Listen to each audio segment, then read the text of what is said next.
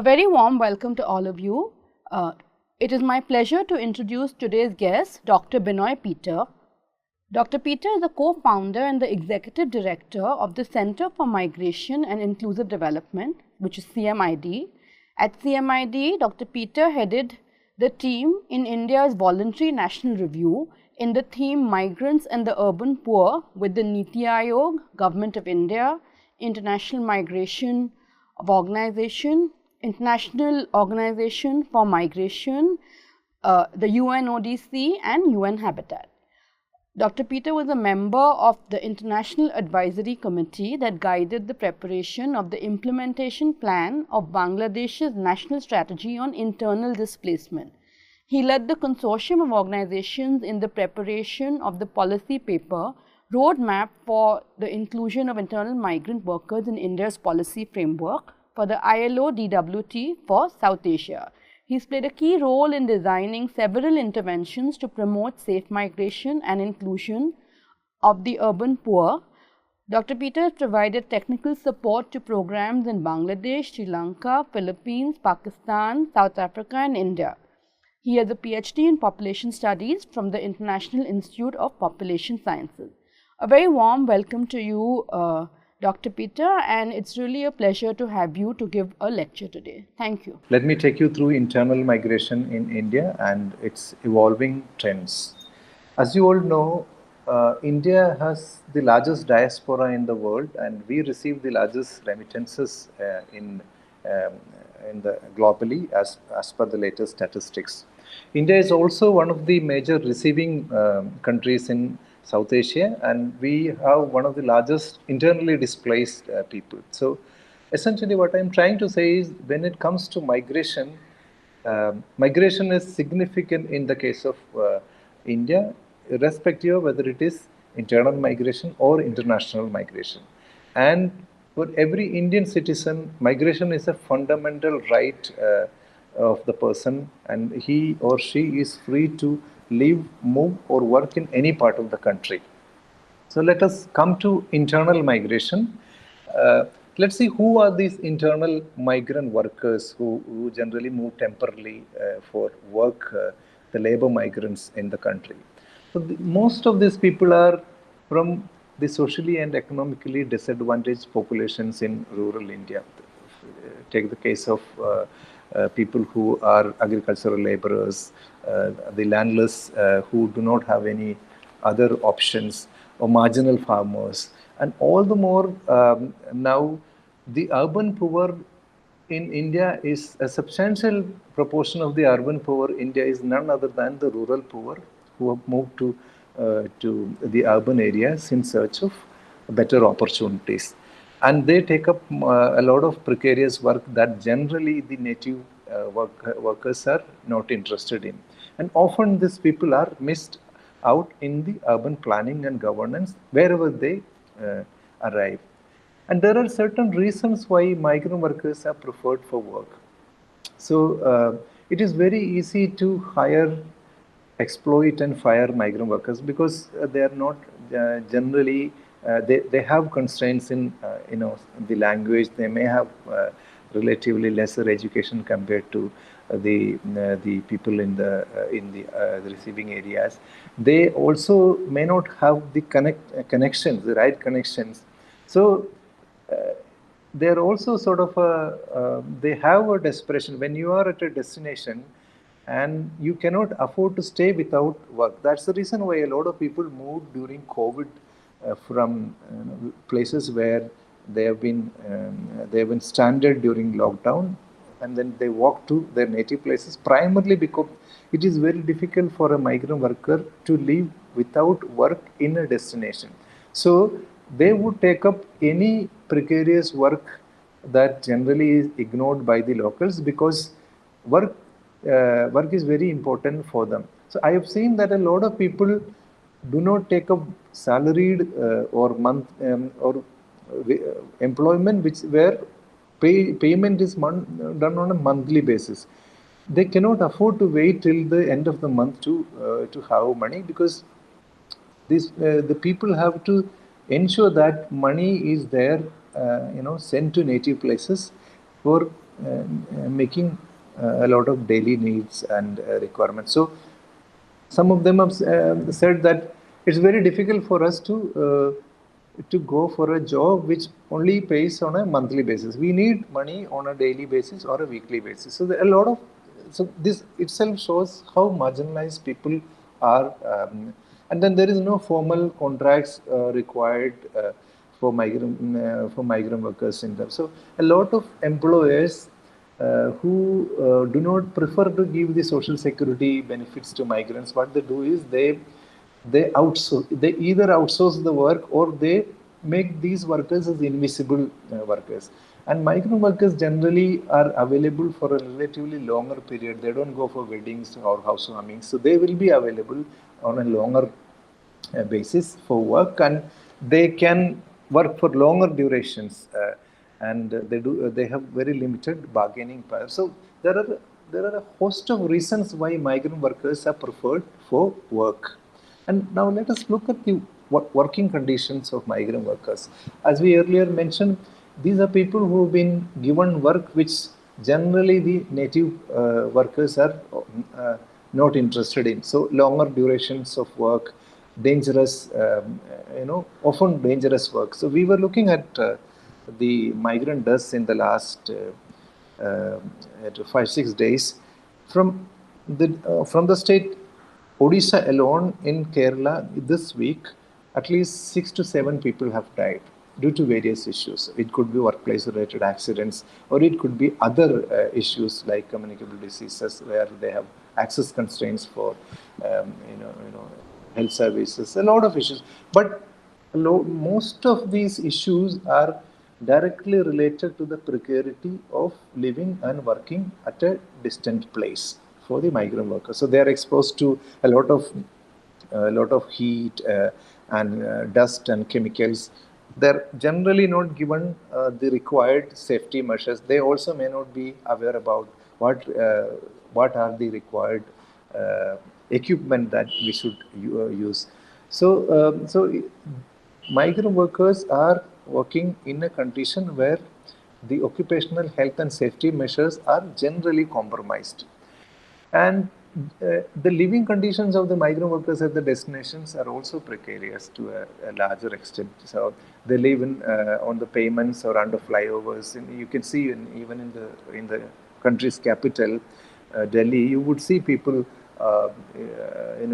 living in open areas or under the flyovers. The picture you see here is from Lucknow. It's I'm sorry, from Banaras. It is one of the Banaras railway stations. The compound wall, and then this family earns a living from collecting the scrap material and selling it, and this is home for an entire family. So generally there is poor access to water, sanitation and hygiene, and if they are hiring a place for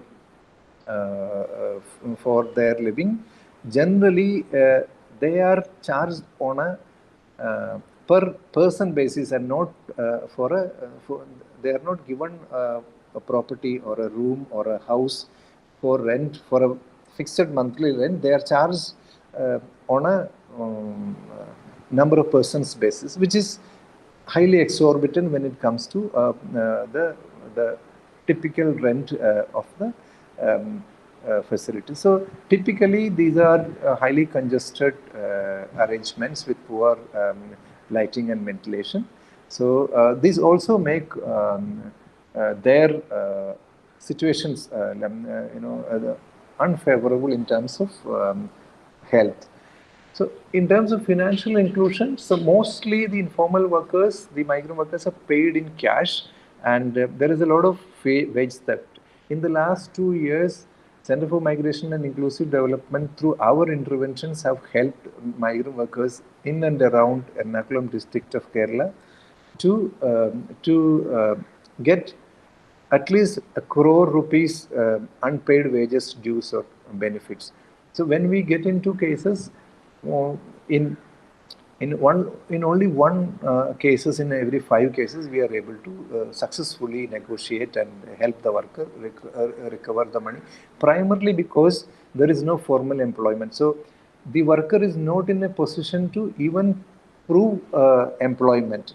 So, and then also there is limited access to formal banking services, primarily because the banks operate at the time when the migrants are working. So they have to leverage informal channels for remittances, and the insurance products we have currently, we are not designed taking into account of the requirement of migrant workers. Now, how empowered the migrant workers are at the destination. See, I earlier mentioned that one of the reasons why people hire migrant workers is nobody will question if we exploit the migrant workers. 9 out of every 10 migrant workers in India are not part of any trade unions. And trade unions, particularly the major trade unions, the central trade unions, are yet to make a significant, initiative to ensure that every migrant worker is part of the trade union. So in essence, migrant workers do not benefit from the social capital of trade unions. So they are predominantly engaged on a piece rate or a daily wage, and without the general social security benefits such as the SIPF, etc. And there are hardly very few interventions to also empower migrant workers.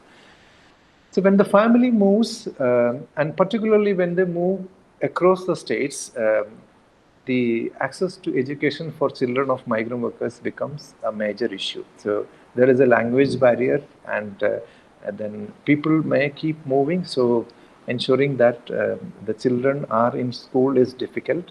At the same time, because of the language issues, even if the child is admitted in school, there is a silent exclusion happening, because the children ideally should learn in their mother tongue. So when there is no opportunity, unless the children are put in school at a very early age, it is difficult for them to continue education. And not just education, even the Anganwadi services. So Anganwadis provide vital services which are very essential for particularly children from marginalized communities. But unfortunately, the migrant workers are not in a position to send their children to Anganwadis, because Anganwadis typically open at around 9:30 and then close around 3:30. But the migrant workers have to leave for work around 7 o'clock. So migrants are not in a position to take their kids to the Anganwadis, nor are they able to bring the children back when the Anganwadi closes at 3:30. So as a result, what happens is the children are taken by the migrant workers along with them to the workplaces, which are highly dangerous for children. So children miss the Anganwadis for schools, and children are highly vulnerable to accidents and exploitations. So women and girls, so there are also challenges faced by women and girls, particular challenges. Many of such workplaces may not have um, a good water sanitation and hygiene measures. So there are exploitations. So women are paid lower wages, and sometimes women are not directly paid. For example, we recently rescued a girl, a domestic worker, a tribal girl from Gajapati district of Orissa, who was working as a domestic help in a house in Kochi. She was not even aware about the location of the house. So to rescue her, we had to ask her to take a picture from the window so that we recognize the place, and then reach out to her to rescue her. So generally, when such people come, there are also girls, young girls engaged as domestic workers, and their payment is not given to them, and either their payment is given to their families or to the intermediary who is engaging the child or the domestic help. And these people are confined to the houses, particularly the domestic helps, and highly vulnerable to exploitations. It depends on how the family, responds to her, whether they give her enough food, whether they abuse her physically, verbally, etc. So There are also women and girls who work in shrimp processing factories or even garment factories. So women move as groups. Women are taken to work as domestic help. For example, a lot of such domestic helps in Delhi are from tribal girls from Jharkhand. So women have their own unique vulnerabilities. Typically, migrants have to pay a higher price for many services because they have constraints in speaking the language and negotiations. So local taxis may charge extra, and sometimes in buses, if they pay, the balance is not given. There is a lot of discrimination people face, and there are commissions taken by intermediaries. So if you are employed through a contractor, you will not get the real wages. So the contractor will have a cut and then give you the money. So there is a lot of exploitations migrant workers are subjected to.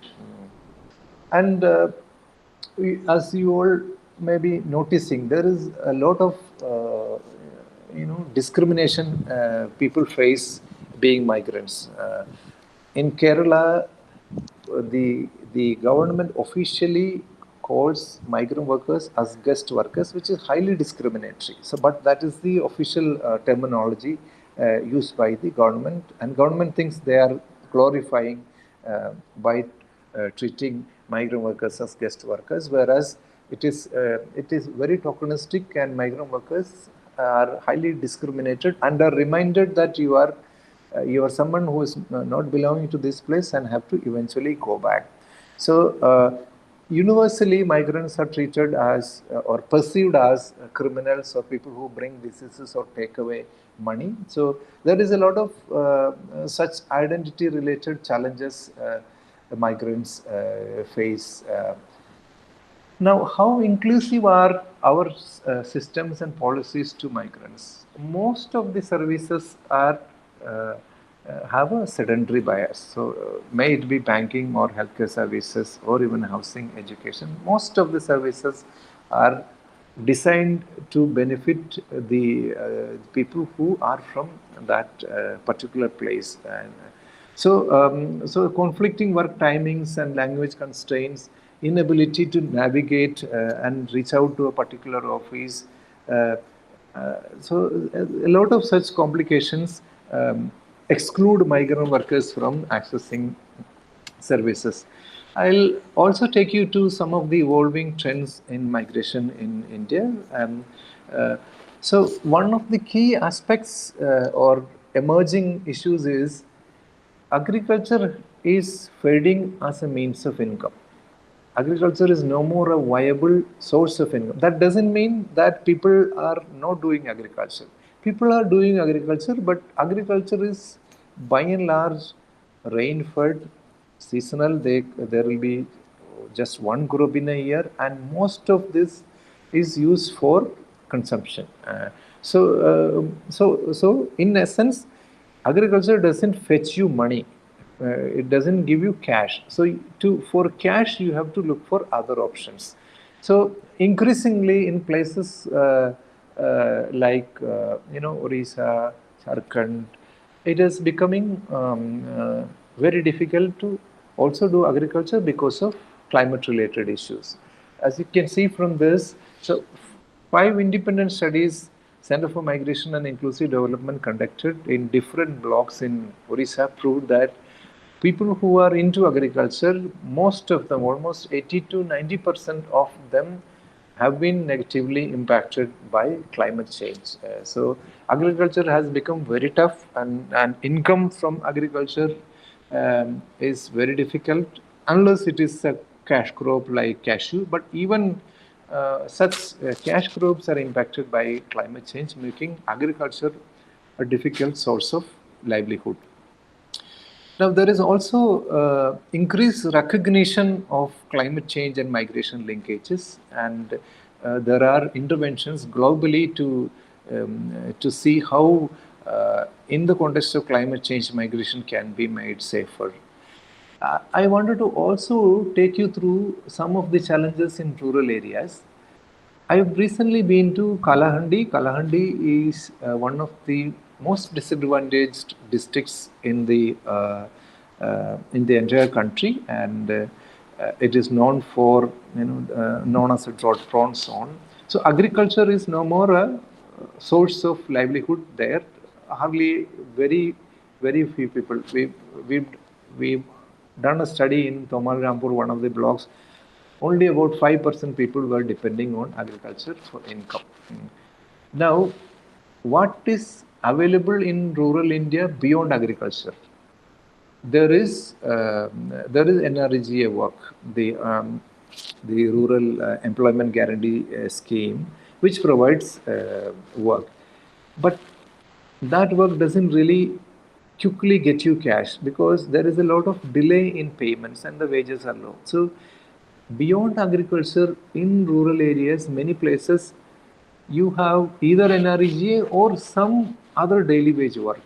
Now look at construction. So there has been substantial infrastructure and construction work, road construction work, which is happening in Kalahandi. As you can see in these pictures, there is hardly uh, any significant manual labor required. So everybody, I mean, particularly these contractors use heavy equipment, which saves a lot of time and resources. So for people in rural areas which are challenging in terms of employment, even the non-agricultural daily wage labor is difficult to come, and even if they get, the wages are low, and the work is very rare. So you will get 1 or 2 days in a week, with which you cannot,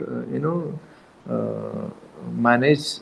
If particularly if you're a large family or your child is in school, and you do not have any other source of income. So yeah, precarities in rural areas are more and more getting complex.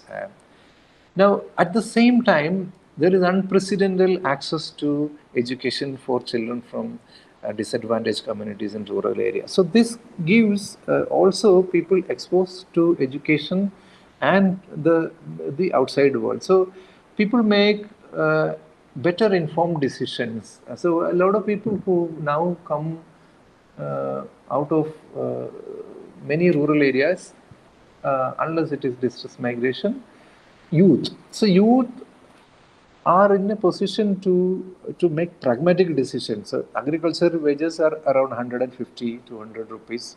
Even non-agricultural work, not maximum more than 400 rupees generally. So if you go to many other states, the a typical non unskilled or semi-skilled job will give you 600 to 800 rupees. And now, so with education, people have become much more practical. Instead of waiting for 1 or 2 days of work in rural areas, people go to cities where you get even a day's work, you will get what you get paid in a month. In a week in rural areas. So, in addition to this, the skilling program of Government of India is also uh, improving skills of people and enhancing migration. Particularly, we have seen a lot of people who move from various parts of the country, particularly northeast and eastern Indian states, to southern Indian states to work in the garment factories or other industries because of the skill training by the government initiatives, particularly this Deen Dayal Upadhyaya Gramin Kaushal Yojana. There is also better connectivity. When I say connectivity, you can talk to your family over a WhatsApp call, which was not the case earlier. When I said WhatsApp call, video call, you can talk to your family in the evening with a mobile phone. So you see each other and are able to talk. So connectivity has become better. So in many states, Government of India is trying to saturate the mobile connectivity. So even in remote areas, there are interventions to set up mobile towers with solar power. So connectivity has substantially improved. So even if you are away 3,000, 2,000, 3,000 kilometers away, you don't feel that you are away from home. So there is faster mobility. So there are several means of faster travel. So you have trains, you have connectivity through flights. So many destinations in south are now connected to north and northeast areas. Which, for example, even Kolkata was not connected to Kochi directly. And now we have connected to many of these. So instead of spending, say, 3 to 5 days by train, people also travel by flight.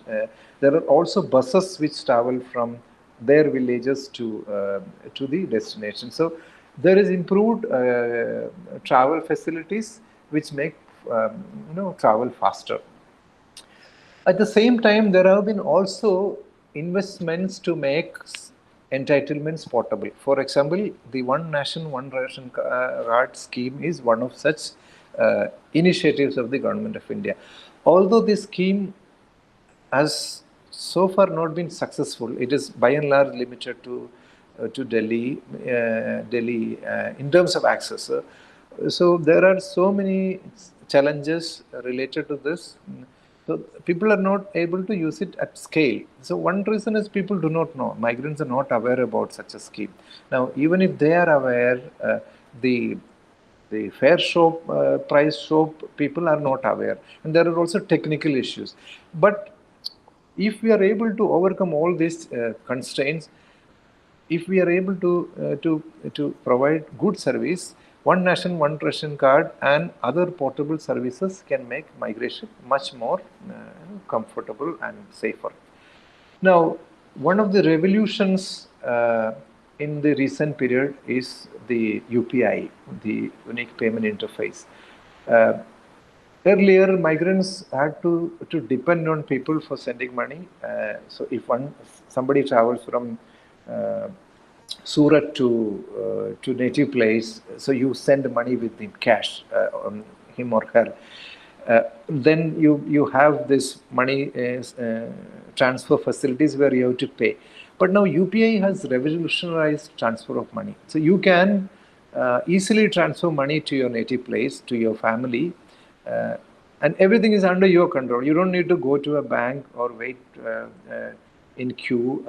So you can just transfer money, and UPI has also transformed the way migrants have been paying, sending money home. Now we also see families making long distance moves across states. So it may not be a very large volume, but still there is increased movement of families. For example, in southern Indian state, the plantations are now engaging young couples from central tribal belt of India.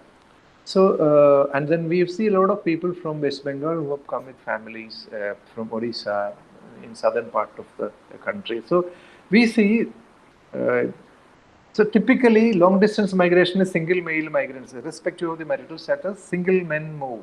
But things are changing, there are families moving, and families are moving very long distances. And there is also certain exclusions of the marginalized, particularly digital exclusions by ways of Aadhaar or National Register of Citizens. So, and it is also connected to xenophobia, to which we will come in a minute. Now, a lot of migration, labor migration was happening earlier through intermediaries. So you are dependent on a contractor who takes you to places. So the destinations were not decided by you, but the contractors.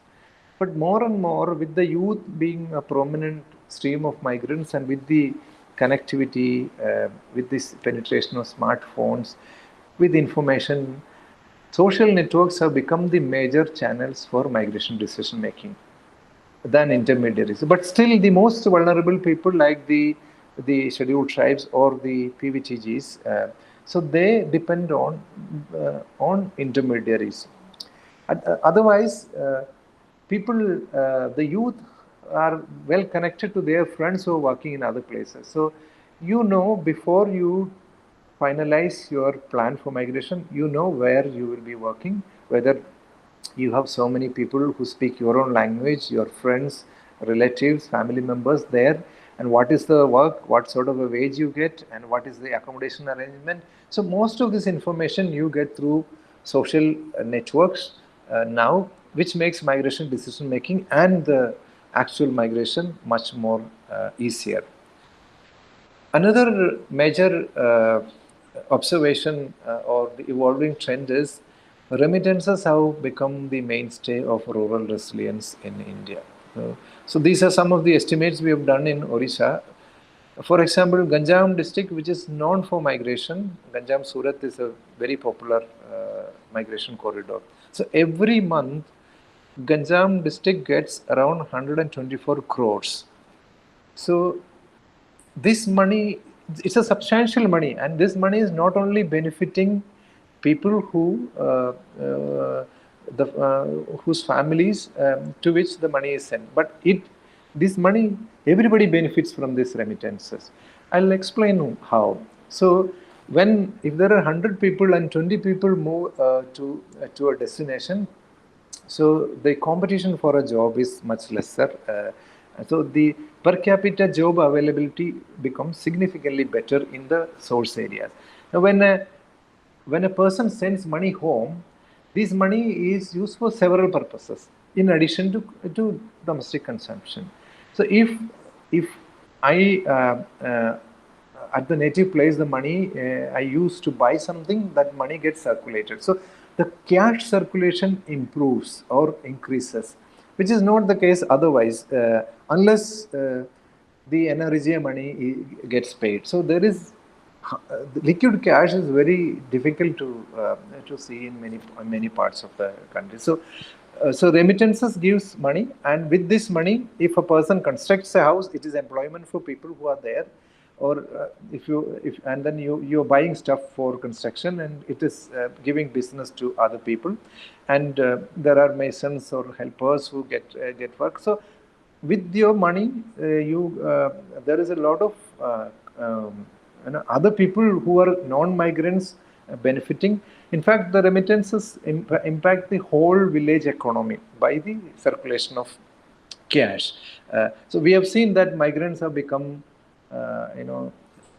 the money lenders prefer to give money to families with migrants, because the capacity for repaying is better for migrants. So even the status of migrants in the village is now substantially better. And with I'll also give one more example. So migrants, in terms of diversifying their income, sometimes some of them start some other alternative income source also there. For example, somebody buys an auto rickshaw and deploys it for public transport at the local area. So it improves the potential mobility options for people there, and it also gives employment to a person as a driver. So remittances has been transforming rural India through migration. And another key factor is the demographic transition in the country is actually changing the direction of migration. So now what you see is people playing hockey, that too in a southern Indian plantation. So hockey is the favorite game of people from Jharkhand, and these are people from Jharkhand playing hockey in Kerala. So what I wanted to say was, because of the demographic transition, the level of the fertility levels and mortality levels have come down in southern Indian and then because of the demographic dividend, there is a surplus labor available in northern Indian states. And at the same time, if you take the example of Kerala, with the nuclearization of families, there is substantial investment in education of children, and every child, girl and boy, in school. So there is high level of education attainment. At the same time, there is a high shortage of workers who can do heavy physical labor, which is catered by people from Eastern India. So there is substantial migration happening from happening from northern and eastern Indian states to southern Indian states. So with the migration and the demographic transition, there is also rising xenophobia, and this is not just a phenomenon in India. This is a global phenomenon. As the fertility and mortality saturates, the population there is a the population in certain places are on a verge of a decline. So there are three factors which decide on the population composition, which are fertility, mortality, and migration.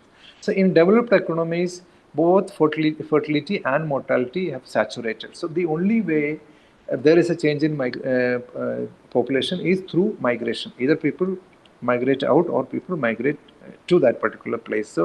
So that is why you see all over the world this extreme right-wing politics becoming more dominant, and there is xenophobia. And India is also not, Indian states are also not exceptions. So there are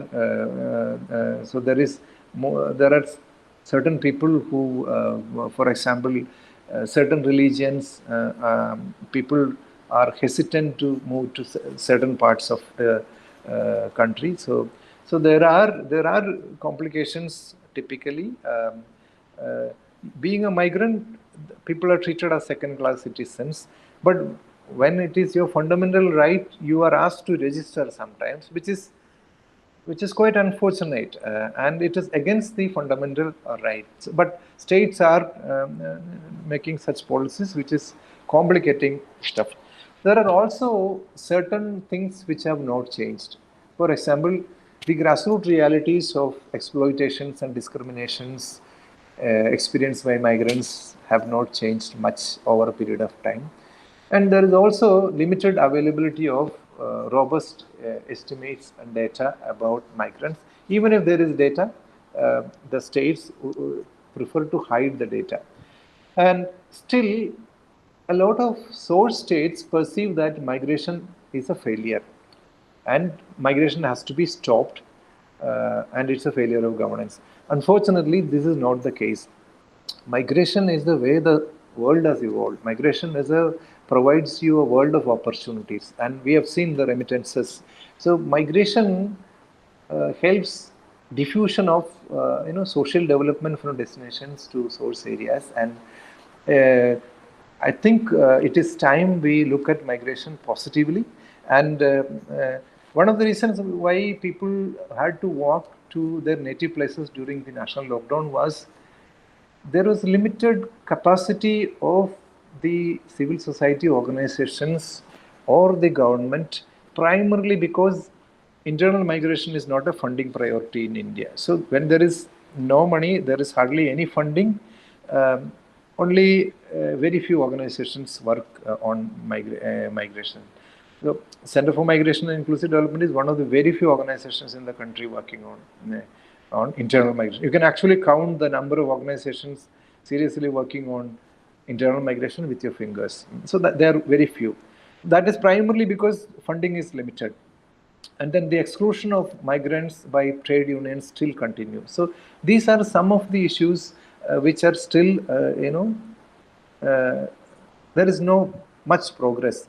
And there is one more. So, for example, typically the Department of Labor in any state doesn't have the agency to look at or to get into the issues related to labor migrations. Now, I would say, given the precarities we have in rural India, migration is one of the fastest ways of intergenerational social mobility for a person from disadvantaged communities in India, and with confidence.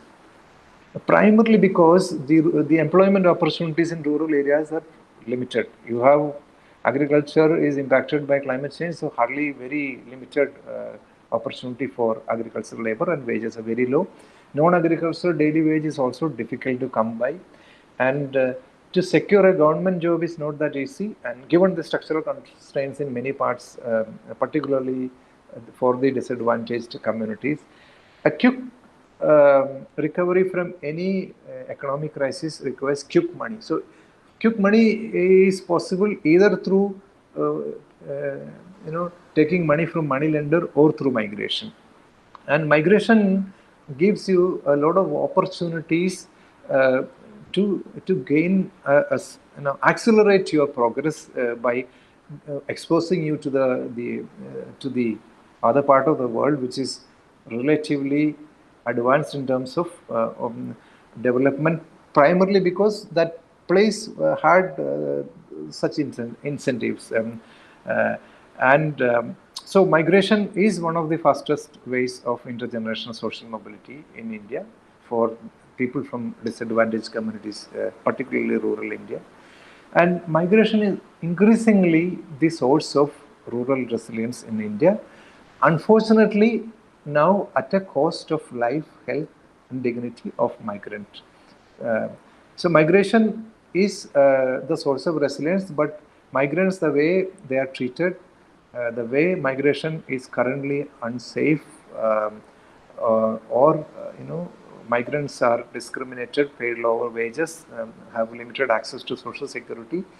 It is precarious. But if we are able to make migration safer, migration is a win-win for people from the source areas as well as the receiving areas.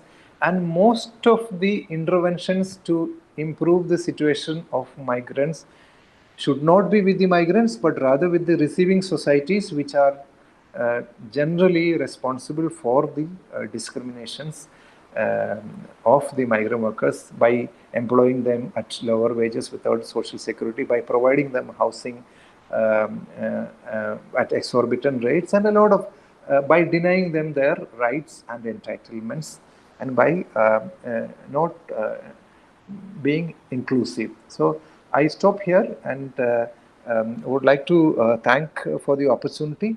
Just to summarize, if we have to make migration safer, I think it is important to sensitize the receiving community to treat migrants with dignity and respect. And there has to be institutionalized response on migration. So generally, in the case of internal migration, the response is ad hoc. So if, for example, if the Labor Department, if a person who is concerned about migrants comes as a Labor Commissioner or Secretary, till that person is there, things will work. And once that person moves to another department, systems, it doesn't work, because primarily now it is person-centered. We have to make it system-centered. And we also need to make better institutional arrangements for ensuring the safety and dignity and of the migrant workers. So universal access to services through portable initiatives, private-public partnerships, and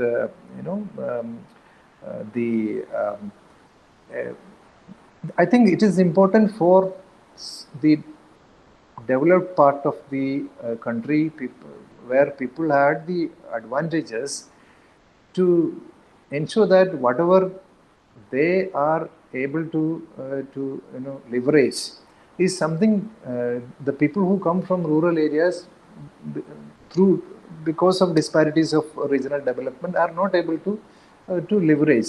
So we have found that if on an average 10 to 15,000 regular monthly income people get, most people who migrate now are not interested to migrate. So making sure that migration is an opportunity for diffusion of the social development from destinations to source areas, and ensuring that the fundamental right of a person in India to migrate within the country can be a win-win solution and offer a world of opportunities for the migrants, particularly people from the most disadvantaged populations of the country. Thank you very much. Thanks so much. Thanks so much, Binoy, for your really wide-ranging and comprehensive talk, And I specifically liked how you focused on the rural-urban connections in migration, which are so important. And not only that, you emphasized on the inequalities also of source between source and destination region. The migration can be a very powerful way for people to improve their incomes and so on, but the tensions between migration and well-being. So really, thank you for doing that. And also the point about policy where the rural and urban are mutually exclusive, right? And so the migrant itself is rural and urban, but our policies are not sort of seeing that connection. So I think that part is also very important that you highlighted. I think for our students it would really be a very useful, wide-ranging lecture on the empirics of migration. So thank you for that. One question that I think I would like to ask you is that, could you tell us a little bit about the story of CMID, the Center for Migration and Inclusive Development? Like you mentioned, there are such few organizations that are doing the work. So if you could take us through your story and the work CMID does, it will be very useful for our students. Thank you, Amrita. I think one of the very reasons why CMID was set up was that the direction of migration was trending towards south, and there wasn't many organizations with the capacity and expertise to respond to the challenges faced by migrant workers. For example, when we set up CMID in 2016, there was around 2.5 million migrant workers from various states. There was hardly any idea about who are these migrant workers. So my PhD was one of the first studies on internal migration to Kerala, and for me, it is giving back to people who gave me a PhD. So, so my doctorate I owe to the migrant workers. And so what we did was we set up the organization, a few of us coming together to plug the void of serious policy work, not just for Kerala, but for the entire country. And then the first thing what we did was we tried to map migration in Kerala. So we went around, two of the experts within CMID went around, and then we realized that we hardly knew very minimal information about migration. So so five, traditional fishers from 5 Indian states work in Kerala. Kerala in the marine fishing sector. People, even Sundarbans come to work here. And the best artisans in the country, people from Saharanpur, fuel the furniture sector in. So we were able to map migration. We were able to profile migration of each district in the country. Each district in the state. So now Kerala has a profile of migration for every district, which every policy maker or planner can make use of. So now you know which language has to be used for disseminating messages. So if you use Bengali, you can actually reach out to 40 or 60% of the migrant workers. But if you're using that at the same time, if you're using Gujarati, there is hardly any migrant workers. So such information we gathered, and we also prepared a report on migration to Kerala called God's Own Workforce. And then with our expertise, we provided technical support to the International Labour Organization to create a policy roadmap on internal migration in India. And we also have been piloting certain ways how we can make migration inclusive, or how we can have inclusive models. I'll give you an example. Migrant workers, as I mentioned earlier, are not able to avail healthcare services primarily because the OPD services function at the same when migrants work.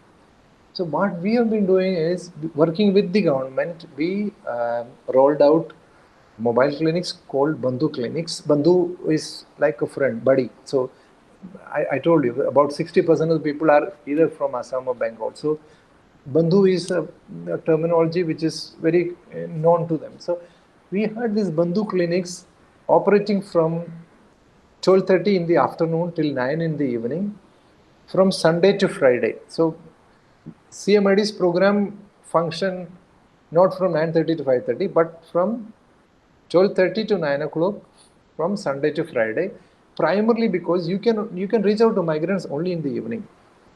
So these clinics, what they do is, this clinic go to places where migrants work or live. So so every in a periodic manner. So you know that so every Friday or every Sunday, the Bandhu clinic will come here. So you have assured health services, quality health services for free, because it comes from the government with civil society organization as a partner, funding from the private sector under CSR initiative.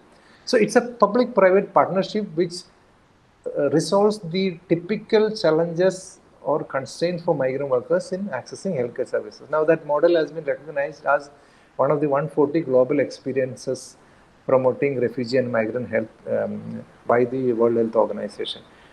So CMID has been piloting such initiatives, how we can overcome the challenges faced by migrant workers. So if you set your office timings, the program timings this way, if you provide healthcare services this way, if you communicate if you set up your resource centers in places where people live, it's easier for the women to come and avail services. So women will be working not only in the, so they also do a lot of domestic work at home. So now they come back from work at around 6 o'clock, they cook. So if they have to open a bank account, then they cannot go to a distant place. So we have set up our resource centers in places where people live, where you can walk in and ask for information, help, ask for a social security enrollment. And with this expertise, we have also been doing research in profiling marriage. So evidence informs policies. So if you have latest evidence, you are able to be, your policy is sensitive to address the issue. So CMID has been piloting initiatives. CMID has been providing technical support to governments and other UN organizations, and CMID has also been working with other civil society organizations to document lessons learned on migration. So I think it is important that there are so many organizations working on this area, and people should ideally work with the government. We shouldn't be just criticizing the government. We should demonstrate how things will work. So what we were trying to do is to working with the government and demonstrate what works at the grassroots, and it has actually helped. So our clinic go with the government branding. These are some of the ways CMID has been trying to put evidence on the table for informed policy decisions, provide technical support to design products, and implementation supports to in various implementation activities, and do advocacy. We also engage media. Because media can sensitize the receiving communities, and receiving communities has a key role. So the reason why it was set up was because there is a flow to southern Indian state where there is a lack of resources and expertise, and also to inform the larger policy and decision makers on internal migration in India. Yeah, no, thanks. I think, that's very helpful, because most of our lectures have been academic. So, for students who are interested in knowing about the practice of, development work in migration, I think it's very, very helpful. We're very grateful for you for taking the time out and, doing this very comprehensive lecture with us. So, thank you very much. And I think with that, we can, call it a close. Thanks a lot.